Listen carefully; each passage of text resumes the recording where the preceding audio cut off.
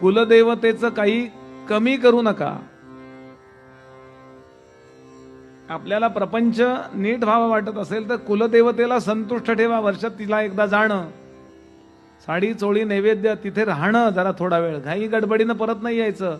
ती जी मूर्ती आहे, ती जी काय जिथं अमूर्त असणारी जगदंबा मूर्त स्वरूपात ज्या मंदिरात आली आहे, तिथे त्या एन्व्हायरमेंटमध्ये, त्या वातावरणात थोडा वेळ राहा. आपल्याला जे शक्य आहे ते तिच्याकरता करा. त्या देवस्थानाला असेल त्या ठिकाणी द्या.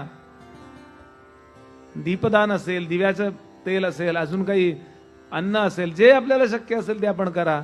आपल्याला कुलदेवता काही कमी पडू देत नाही. कशाकरता बोलतोय मी हे सगळं? हल्ली थोडं कुलदेवतेची आणि पितरांची सेवा कमी झाली आहे, त्यामुळे प्रत्येक घरात प्रत्येक पत्रिकेत दोष दिसतोय. कुणाची पत्रिका बघा, वास्तुदोष, पितृदोष,